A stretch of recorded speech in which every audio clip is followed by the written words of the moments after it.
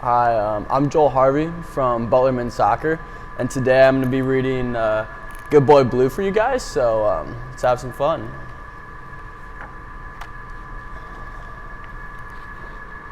Nice picture of Hinkle.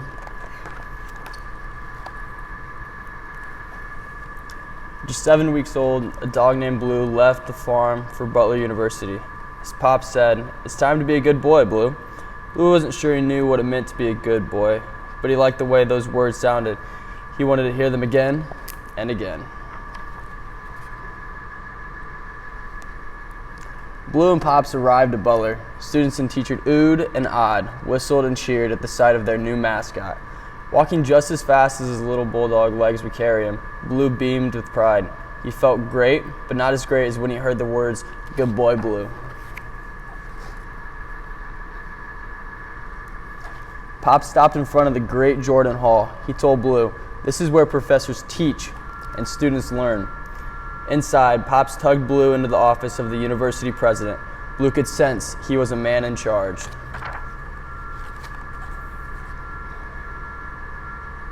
"How about a treat?" the president asked as he reached into his desk drawer. Blue's ears went up and back. He knew the word treat. The president held the treat above Blue's head. Blue knew what to do. He quickly sat and stared patiently, drooling just a bit. Impressed, the president chuckled as he gave Blue the treat. He said, "What nice manners you have.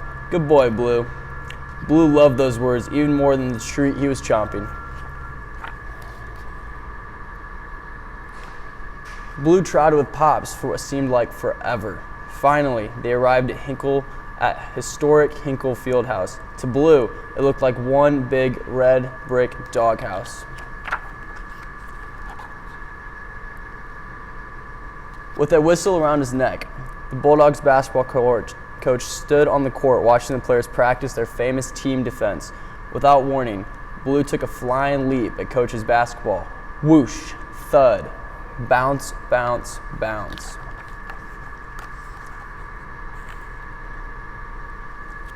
Heavy panting echoed off the fieldhouse walls. After a moment of quiet, the rafters filled with the sound of the team's laughter. Pops quickly grabbed Blue and apologized to Coach. "So this is our new mascot, eh?" Coach said. "Yes, sir," replied Pops. "You've got a nose for the ball," Coach told Blue. "You'll sure fit in well around here. Good boy, Blue." Those words again? Blue stood tall on his new basketball court. Pops led Blue toward the Irwin Library. The librarian wanted to meet Butler's famous new mascot. The library was a quiet place. Students studied in every nook and cranny. Some read books, others took notes. Blue did his best to be quiet too. Suddenly, a book fell from a high shelf and came crashing down to the floor. Smack. Normally, Blue would have barked with surprise, but Pops held out his palm as if to say stop. Blue quickly closed his mouth. He held in the bark like a sneeze.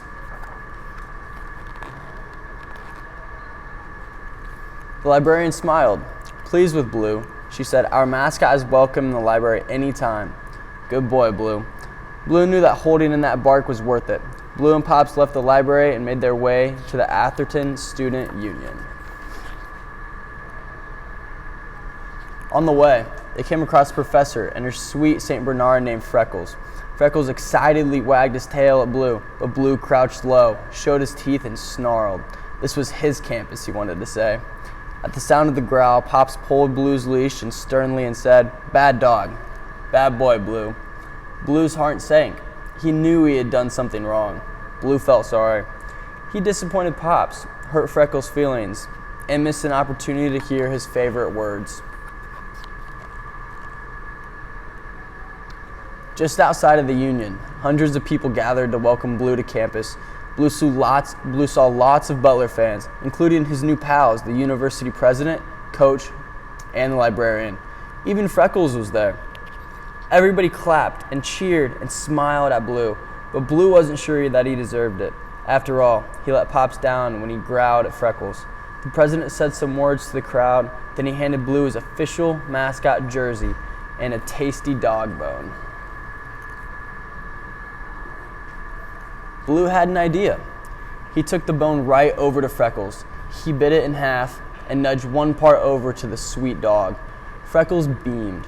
Butler's famous mascot was sharing his special treat with them. Pops leaned down and whispered into Blue's floppy ear. He told Blue that he was proud of him for being a good sharer. Then he said those words, "You're a good boy, Blue." Coach patted Blue on the head and said, "Attaboy, Blue." Very soon, everyone was saying, "Good boy, Blue. Good boy." The end.